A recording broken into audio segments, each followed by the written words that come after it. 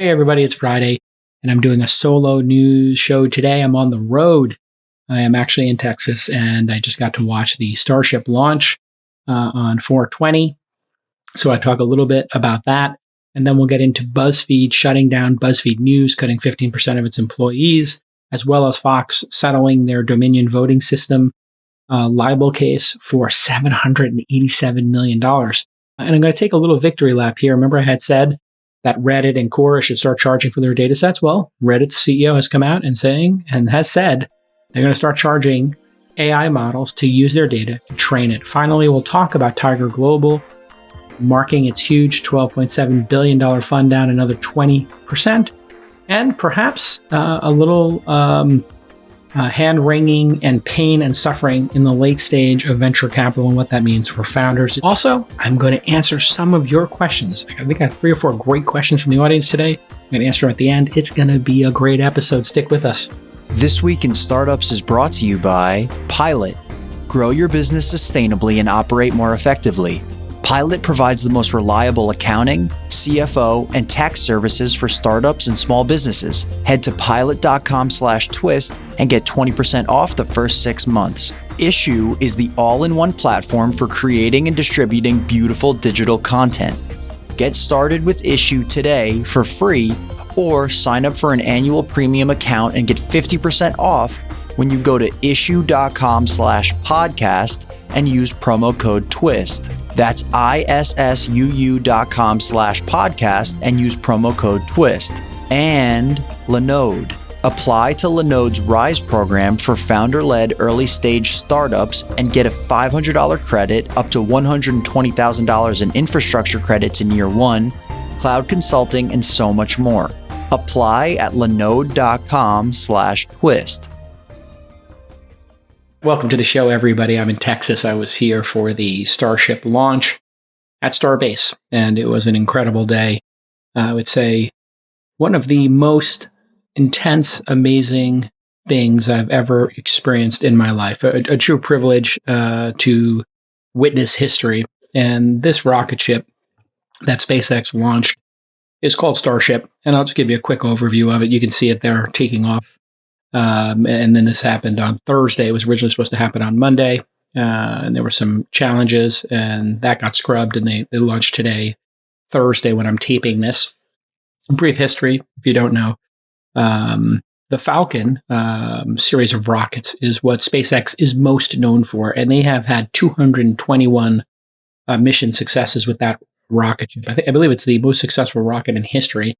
And that's what you see them putting up satellites all the time and landing those reusable rockets on platforms.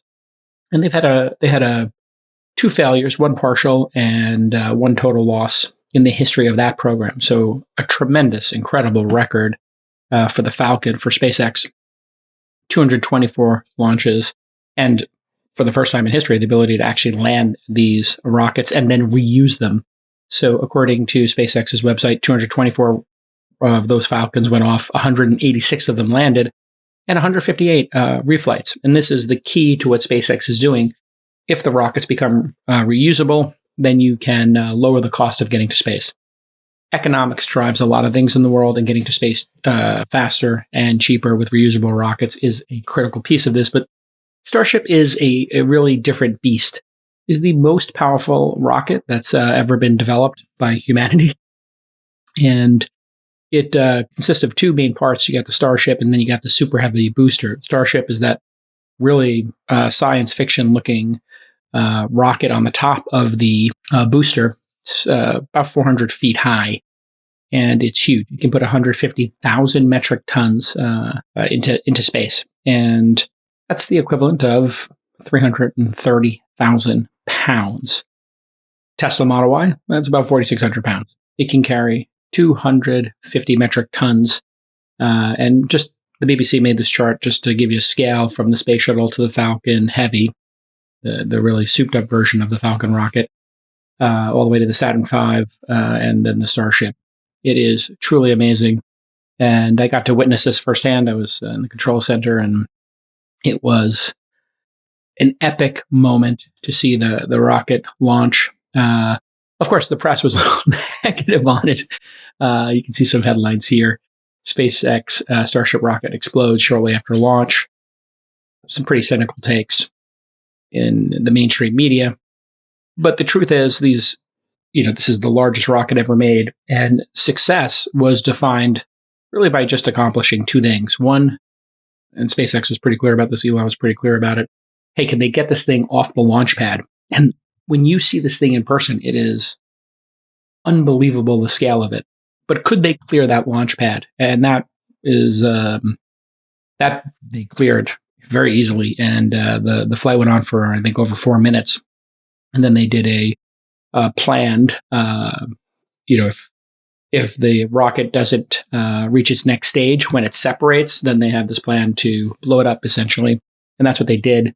The other goal is to survive what's called max Q. This is like the stress test of the rocket. Can handle all that thrust. This thing has a lot of the engines at the bottom of it, thrusting it into the air. This is a completely new platform. Nothing's ever been made like this. So this would be, if you were in the space industry, a huge success. Now, if you're watching headlines on the news, it might seem like a complete failure. But typically when a new rocket is developed, 3, 4, 5, 6, 7 rockets it takes to get these things stable and into orbit. And so this is the start of what will be a humanity-changing platform. And it really is a platform for putting large amounts of cargo into space. And then Elon's obviously stated mission is to get to Mars. So what we witnessed today shows, I think, a couple of lessons for founders who listen to this podcast. Rapid iteration and incremental progress, right? This has been almost 2 decades in the making. We're in the second decade of SpaceX, and they just have been incrementally making these systems more powerful, more reliable, and bigger, and with bigger payloads. And that's what you really want to take away from this. And they will stack and rack another one of these very shortly, is my understanding. I'm not going to speak out of turn here. I'm not giving any inside information that you can't get on Twitter and social media, or from Elon's Twitter handle himself, if you follow him. But this is the start of something very big. And you're going to see some more of these rockets go off. And it's super exciting. So more to come. But I can tell you, just from a very personal place, congratulations to the SpaceX team. I got to talk to a lot of them today and this week. And some of them watch the pods, which is quite nice. And they are real heroes for humanity. The amount of effort and suffering and sacrifice it takes to have this level of innovation is truly impressive to me. And so congratulations to all my friends at SpaceX. Okay, listen, everybody, in the early days of your startup, you need to be focused on your product, your customers, even your team, and building that out. But you can't forget about getting your accounting dialed in. As an early stage investor, I've seen so many accounting horror stories, people doing cash-based accounting instead of accrual. Maybe they forgot to do their tax returns. Maybe they paid employees, or they paid contractors without having a proper payroll system in place, and they didn't withhold the right taxes. I can go on for hours about accounting nightmares, but when you're a founder, you got to balance two things. You got to have a proper accounting system, and you're going to need to run your startup at the same time. And you can't hire a CFO. We all know those come when you hit maybe 10 or 20 million in revenue. So I want you to take a look at Pilot. They've seen all these problems hundreds and hundreds of times, and they will handle your books for you from the start. When you get big enough, of course, you hire a CFO, you bring in your own accountants, you do it in-house, whatever you want to do. Pilot understands that. They want to help you right now.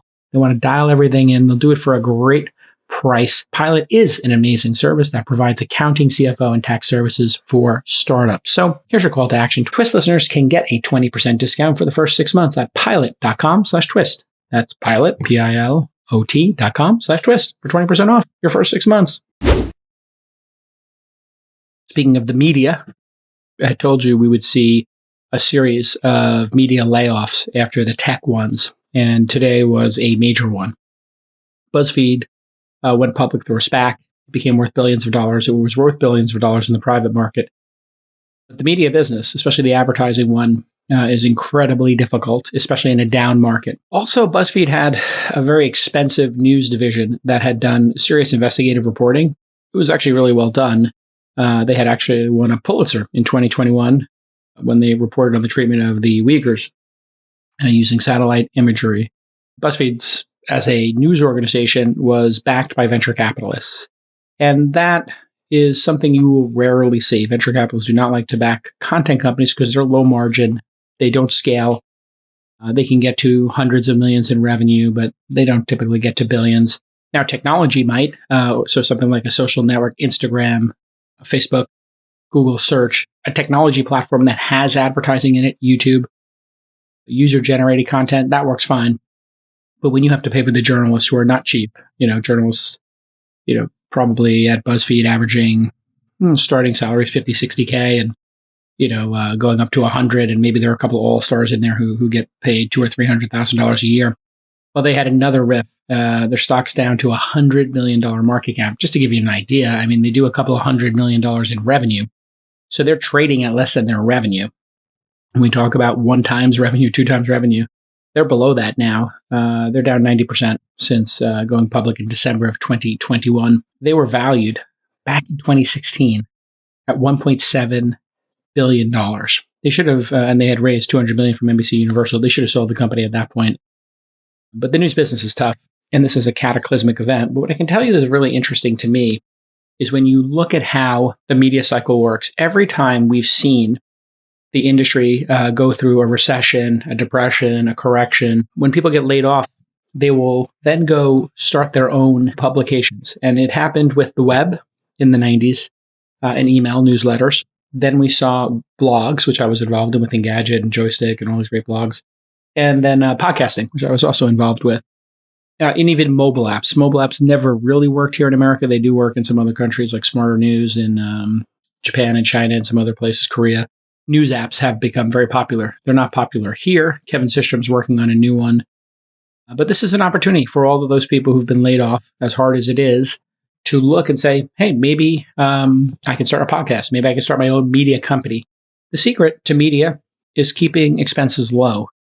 And what happened with BuzzFeed is they had venture money. And venture money thrown onto a business like this distorts it. And it makes it very hard to understand the fundamental economics of the media business, which are generally horrible.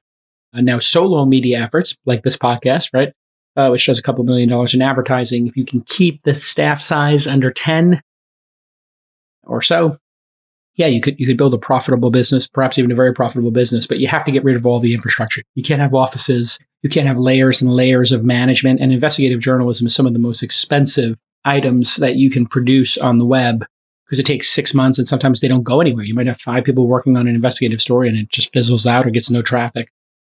Adding to this problem was BuzzFeed had an addiction and a dependency on Facebook. And Facebook rug pulled them, I believe, multiple times. So remember Facebook pages, Facebook stories, optimizing headlines, paying for Facebook headlines, and then doing what's called arbitrage. You buy a bunch of traffic from Facebook at one price, and then you try to sell premium advertisers. And then at some point, Facebook was like, we'll just keep the traffic here, and we don't need to send traffic to BuzzFeed. So they didn't have direct traffic to their own website. And the media business is hard, and it really is moving. When it gets this hard, you start to see unnatural acts occur, and it becomes largely entertainment and clickbait. The audience is starting to understand this. So this has turned into a really vicious cycle. And it's not all publications, but many publications are fighting to get attention. So then they go with whatever the clickbaitiest headline is, as we just talked about in the previous story. Oh my God, the rocket ship blew up.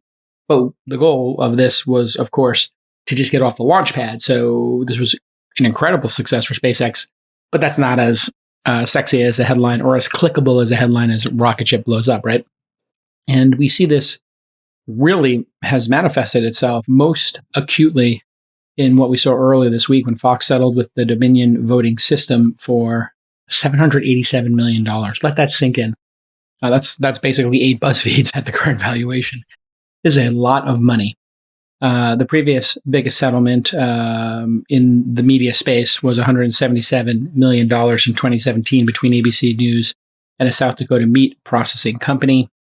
And this is 4 times plus that. This settlement happened as there was about to be a defamation trial in Delaware.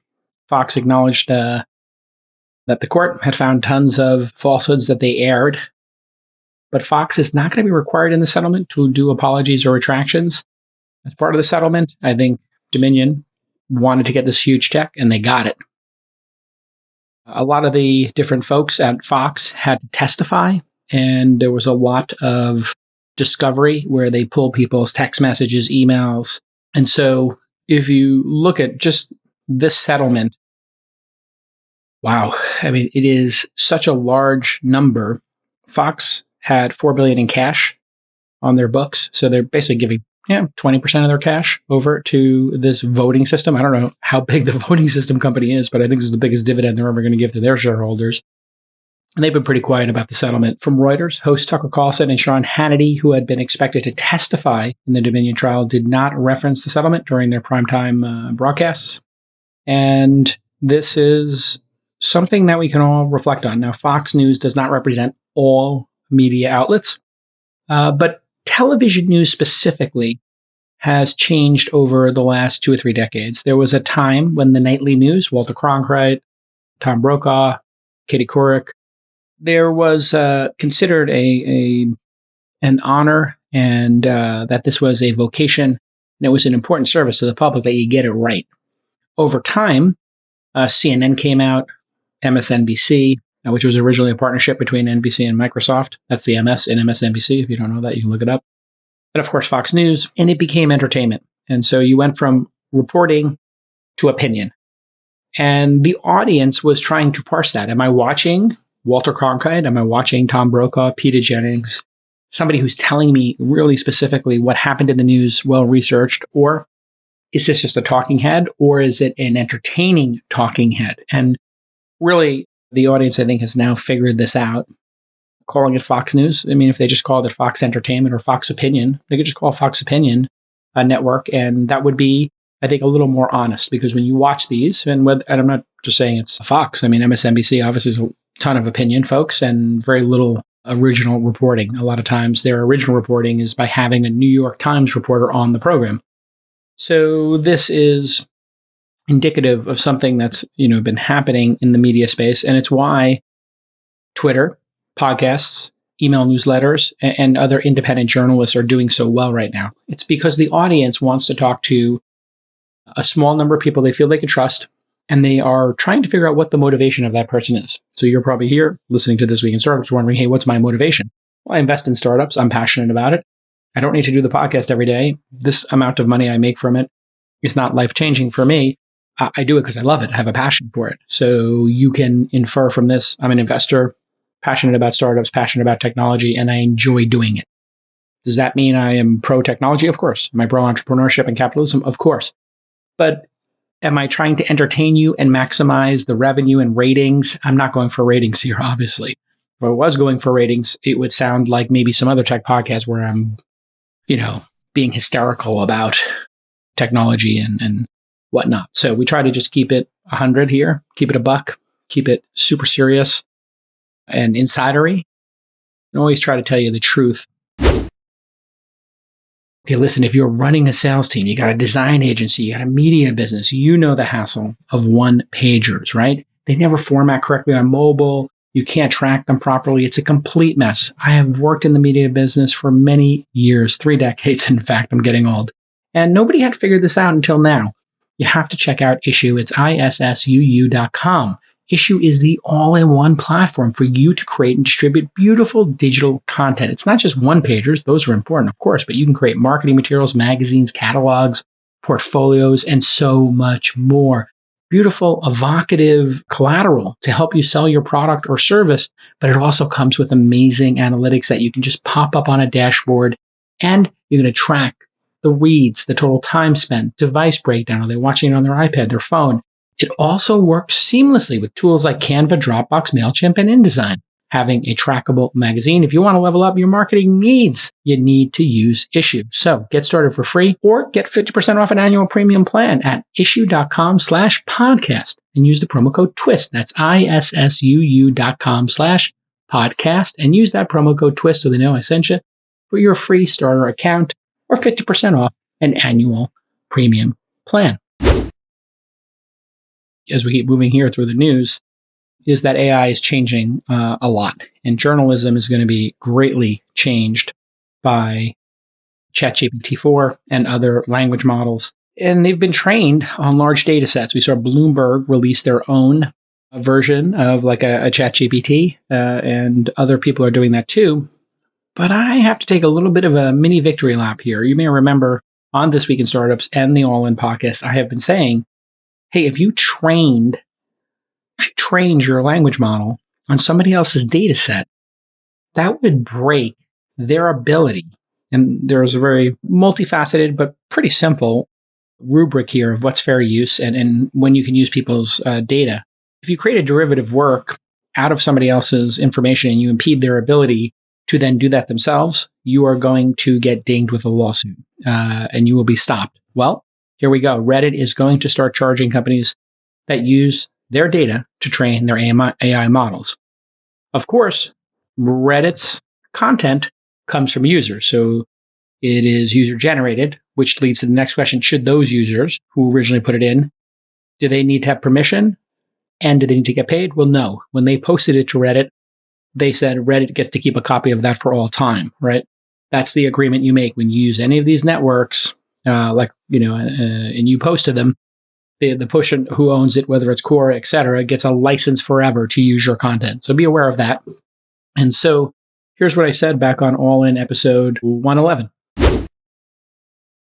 ChatGPT and all these services must use citations of where they got the original work. They must link to them and they must get permission. That's where this is all going to shake out. And I believe permission, but forget about permission. I mean, you can't get a big enough data set if you have to get permission in advance, right? Well, you have to go out and negotiate Quora, them. It's going to be the large data sets. Quora, Yelp, the App Store reviews, Amazon's reviews. So there are large corpuses of data that you would need. Like Craigslist has famously never allowed anybody to scrape Craigslist. The amount of data inside Craigslist, as but one example of a data set, would be extraordinary to build ChatGPT on. ChatGPT is not allowed to because, as you brought up robots.txt last week, there's going to need to be an AI.txt. Are you allowed to use my data set in AI and how will I be compensated for it? And so in this next clip, Satya Nadella will answer this question from The Verge's Nilay Patel. It's not a great answer, kind of obscurifies, but we'll talk about that after the clip. But if I ask the new Bing, what are the 10 best gaming TVs? And it just makes me a list. Why should I, the user, then click on the link to The Verge, which has another list of the 10 best gaming TVs? Well, I mean, that's a great question. But even there, you will sort of say, hey, where did these things come from? And would you want to go dig in? Like that, even search today has that. Like we have answers. They may not be as high quality answers. They just are getting better. So I don't think of this as a complete departure from what is expected of a search engine today, which is supposed to really respond to your query, while giving them the links that they can then click on, like ads, and search works that way. In my mind, there's a terrible answer. He needs to address how they get paid. He punted the answer and just said, hey, listen, search works this way. Will the rights to the data, will Google just say to Quora, hey, we'll give you $1 billion a year for this data set if you don't give it to anybody else? They should. So he's kind of saying, hey, ChatGPT and giving an answer is going to give a link, but they don't actually give links in these. They just give the answer. And so the question really should be, you need to pay the people who wrote that story. And back to the BuzzFeed story from earlier today, if they trained ChatGPT on BuzzFeed's content and BuzzFeed is struggling right now, well, maybe we can fix. So there's an opportunity here. Maybe we could give BuzzFeed $50 million a year. They get $10 million a year from 5 different language models who want to use their corpus of data every year. Maybe Reddit gets $100 million. Maybe Reddit says to their top users, if you contribute over this number of words, we're going to put you into this pool. And or if your content gets used more regularly by a language model, again, this is somewhat complicated, but not unprecedentedly complicated because we have sampling in the music industry. There could be some money that is shared. YouTube shares revenue, advertising revenue with its users. And so why couldn't a language model? And Google should just, if I'm Google right now, I would just do an exclusive content contract with Reddit and Quora for $1 billion each for 10 years, $100 million a year, and block Microsoft. What's going to happen when these lawsuits drop? Because I do think this will result in lawsuits, is you could get an injunction against somebody like, let's say, ChatGPT, if they did in fact use Reddit, which I believe they use Reddit, Twitter, they did everything. And Google's Bard has probably used everything. So if you are using that content, you can probably get an injunction and basically turn the service off. So this is going to result in some very large checks being cut by the people who have trained their models without permission. On Tuesday, Reddit said it planned on charging for access to the API. It will remain free for developers and researchers for non-commercial use, but obviously if Microsoft ChatGPT, Google Bard, they're using it for commercial. And according to the New York Times, 57 million people visit Reddit every day. It's a very large website. A small number of people contribute to it, but the CEO, Steve Huffman, who's been on this program, it's been a while. Steve, come back on the program anytime. I would love to talk to you about this. He says, more than any other place on the internet, Reddit is a home for authentic conversations. There's a lot of stuff on the site that you'd only ever say in therapy or AA or never at all. That's an interesting insight, actually. The Reddit corpus of data is really valuable, but we don't need to give all that value to some of the largest companies in the world for free. Crawling Reddit, generating value, and not returning of any of that value to our users is something we have a problem with. It's a good time for us to tighten things up. So he's indicating there that the users should be cut into this, I think. And when he says it's a good time, I think that has a lot to do with the fact that Reddit was planning to go public, and this would be an incredible story to go public with. Hey, we have advertising revenue. We'll have some sort of subscription or maybe a virtual currency they were playing with, their Reddit Gold. But really, if they can start dropping hundreds of millions of dollars in licensing fees to the bottom line, that could be extraordinary. Interestingly, Shutterstock sold some of its images and the data in those images to OpenAI, which was used to create the DALL-E text-to-image model. There are a ton of different lawsuits that have already been fired off. I've talked about them before here. And if you follow Elon on Twitter, he literally says to a tweet about Microsoft using Twitter, he says they trained illegally using Twitter data, lawsuit time. So I don't have any inside information, but there you have it, folks, right from Elon himself. So this is going to be a lot of popcorn in the coming months and weeks. And it really is fair for these content sites to get paid. And maybe we can fix journalism here. Maybe the New York Times, maybe Washington Post, maybe CNN, maybe Fox.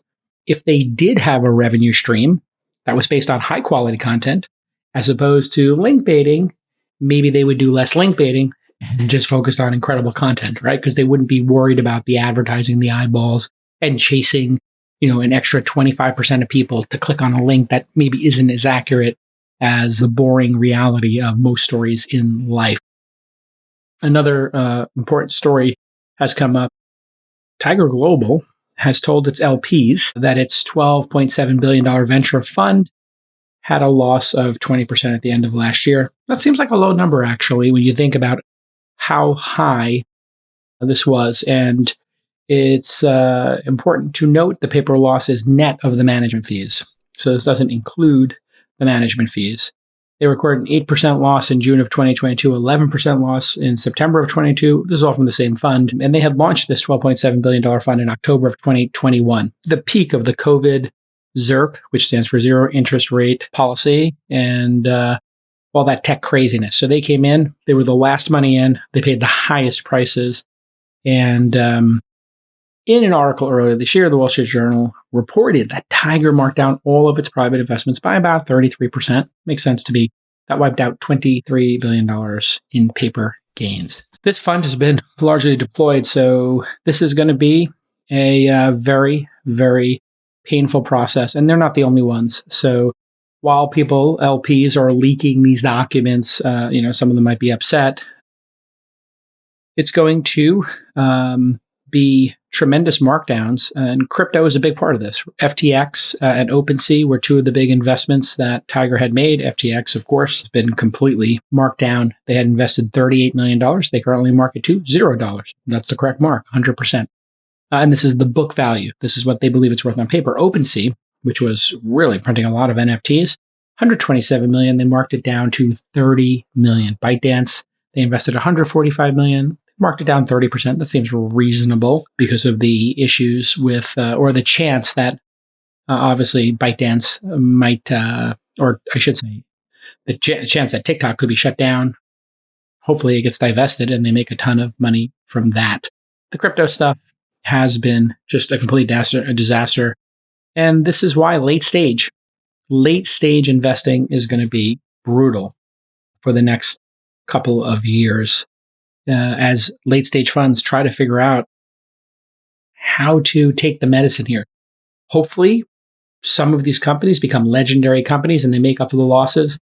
But this will be a painful number of years. I'm glad I'm an early stage investor, because when you're investing at a $5 million to $20 million valuation, you can lose your money and go to zero. Of course, most startups do fail, but the chances of overpaying would be you overpaid by 2x, 3x, maybe 4x. And we talked about this previously with Y Combinator valuations being maybe 2 to 4 times reality of if they were non-YC companies and didn't do the demo day, whipping people up into a frenzy.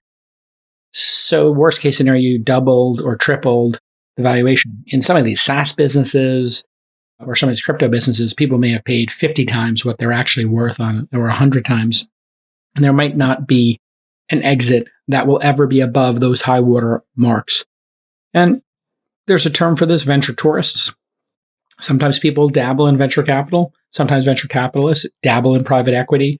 Sometimes people from other countries with large amounts of cash will come in and dabble in Hollywood, right? We saw the Japanese, the Russians, and now the Middle East want to be involved in Hollywood. They will pay for big productions, and then maybe they get bored with it. They don't make any money, and they leave. So chance things could bounce back, but we will see a lot more discipline in the later stage. And that's because the public market comps are so much lower. So somebody asking for 50 times or 100 times or 200 times revenue, when the publicly traded company that you have liquidity that you can trade in and out of is at 5x, 2x, 10x. I just talked before about, how much is BuzzFeed trading at? If they got $100 million market cap and $200 or $300 million in ad revenue, I think is where they're at. They're trading at half of their top line revenue. It's crazy. So it has been a brutal slog for people like Tiger, and they may exit the business completely. Is a possibility, or they will maybe have a little more discipline. If you remember, we talked about Tiger's strategy. They were outsourcing their diligence. They were doing multiple term sheets a day, reportedly. And they were doing what's called momentum. Some people might say hype, but momentum-based investing. They said, hey, all the people who came in late stage previously doubled, tripled their money before these companies went public.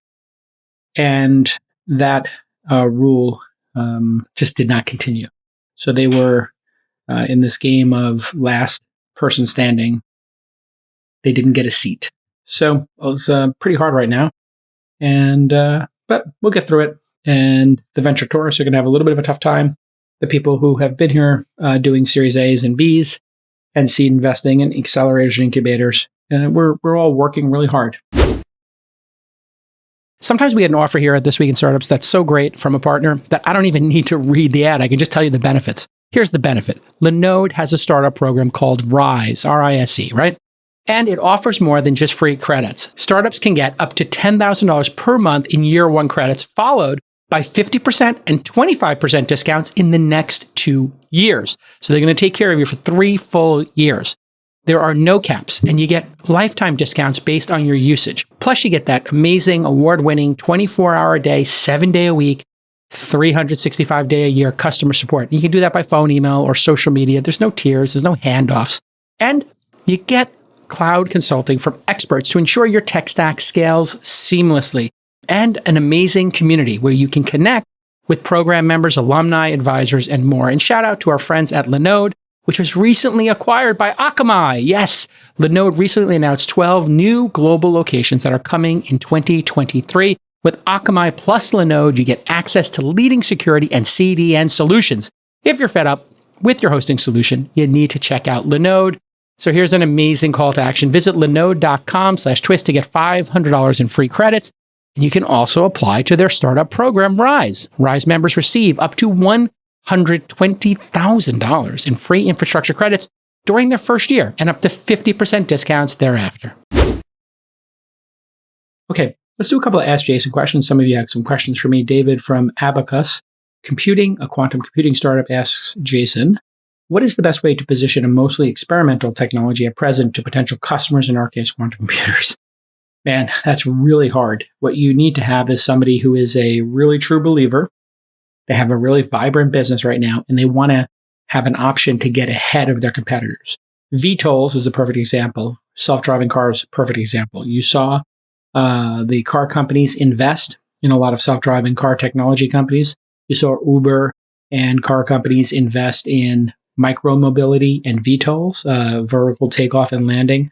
So if you want to really get ahead of your competitors and you don't have R&D internally and you've got a lot of cash laying around, you might want to make a frisky bet like that. So you would be looking for somebody. I don't know if Dell Computers has an effort here, or someone like that, or somebody who would use this as a potential customer down the line, like JP Morgan or some finance company. They believe they're going to need this, or Google believes they're going to need it. They might want to either invest or maybe pre-order some of this hardware and software from you.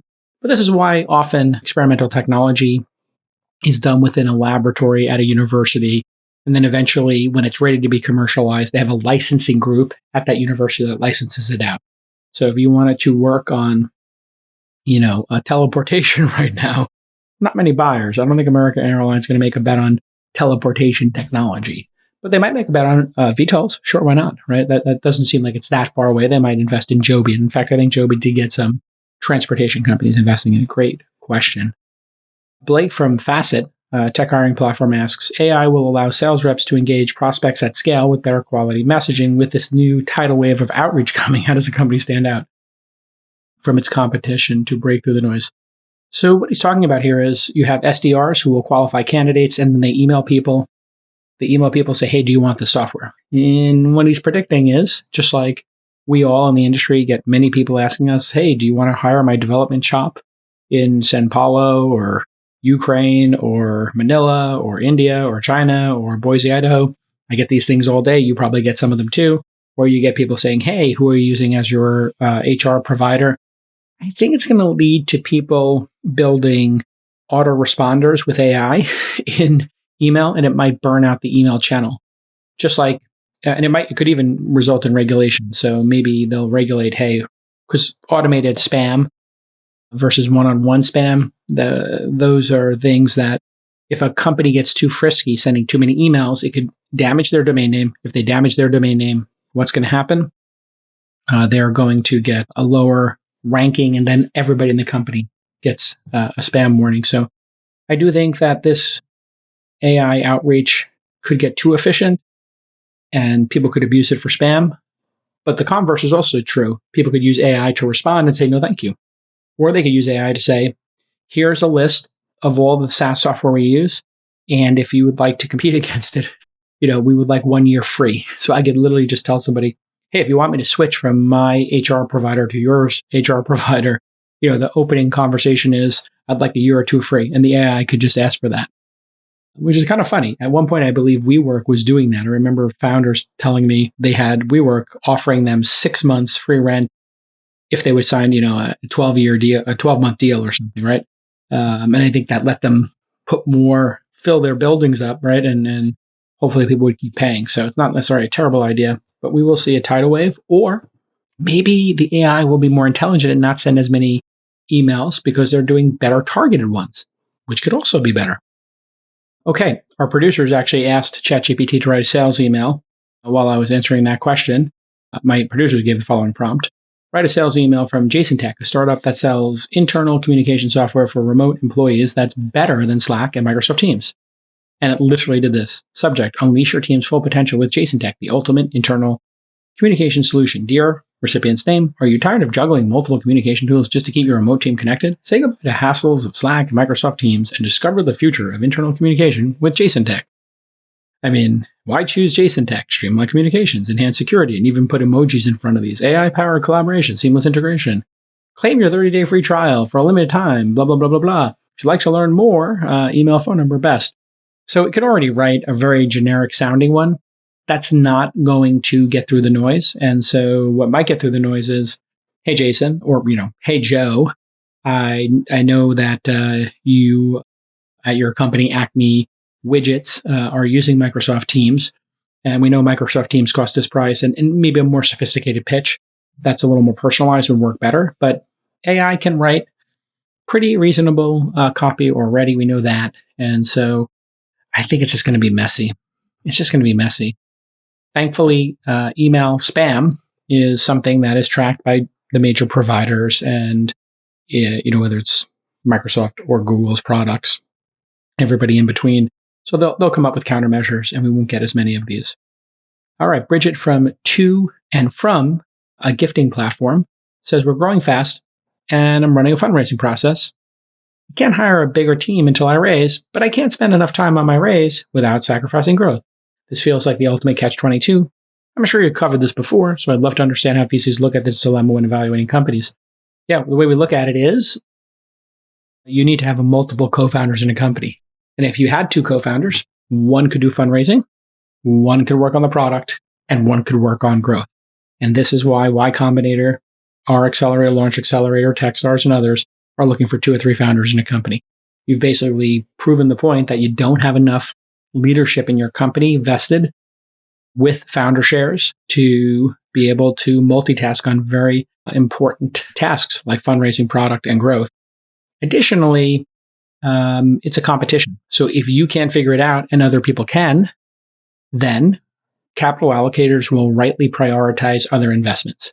And that's what you have to realize. You are in a competition. You are not guaranteed anything in this life. You're not guaranteed to get any amount of funding. You have to fight versus your contemporaries. And in a market like this, it's going to be pretty dogged. And it's going to be dogged for smaller dollar amounts.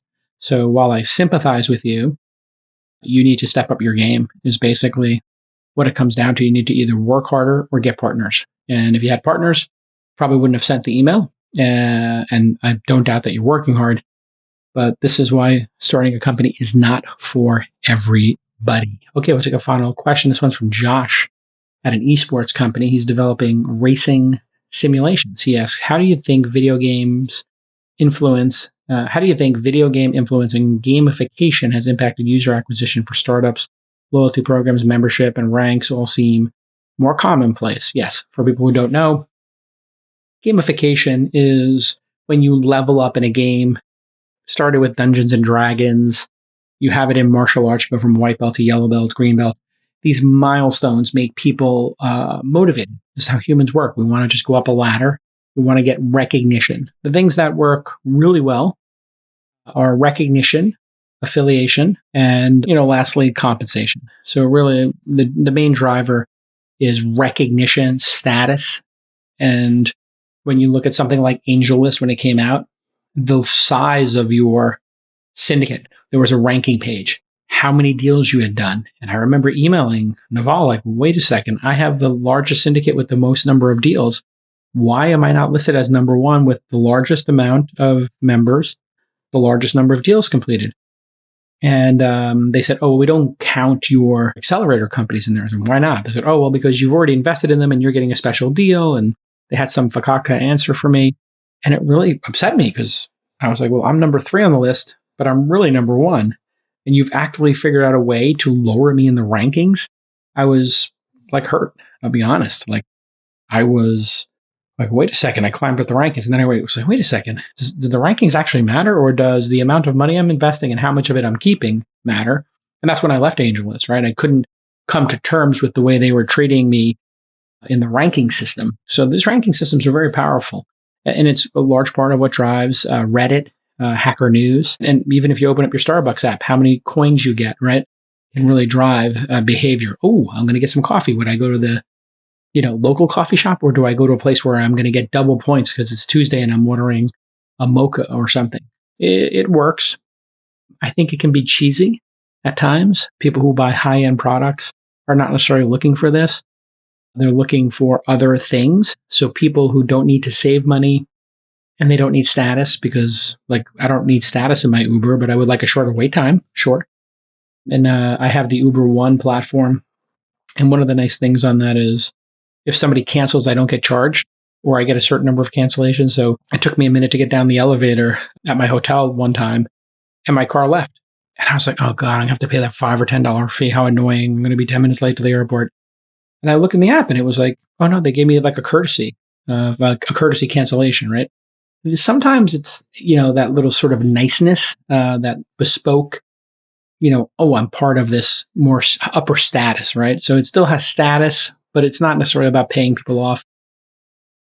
I think you can also take it too far. There's an app called Strava, if you know it, and they were timing people on different bike rides and stuff like that. And people were trying to beat certain times. And that made people do dangerous things, right? Incented people to try to go really fast down certain runs on bicycles or something. I find myself, I'm addicted to an app called Slopes. And I was skiing and I forgot to turn it on. And I got incredibly frustrated with myself. Oh my God, there's like 5 runs I didn't count in Japan. And there was 3 runs I didn't count in Lake Tahoe. And so I had to net that out at the end of the year. And I keep looking at this year versus last year. I did 36 days this year, 40 days last year. And I'm just obsessing about getting those extra 4 days. Same thing with steps, same thing with scale. So I just encourage people when you're making this to be thoughtful, or using these things to be thoughtful about motivating yourself in the right direction and motivating your users in the right direction. If you don't know about gamification, I would look at anybody who has a loyalty program, and you can just look on your apps and you'll find them. All right, everybody, we will see you on Monday on This Week in Startups. Congrats again to my friends at the SpaceX team and Elon. What an inspiration. Just amazing to see that rocket ship go up and, rack and stack. Next rocket up. Let's go, baby.